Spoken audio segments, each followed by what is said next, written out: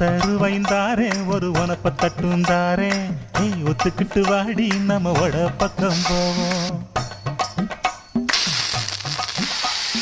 10 ரூபாய் வேணாம் உனப்ப தட்டும் வேணாம் ஒத்துக்கிற மாட்டேன் ஒதுக்கின்ற மாமு.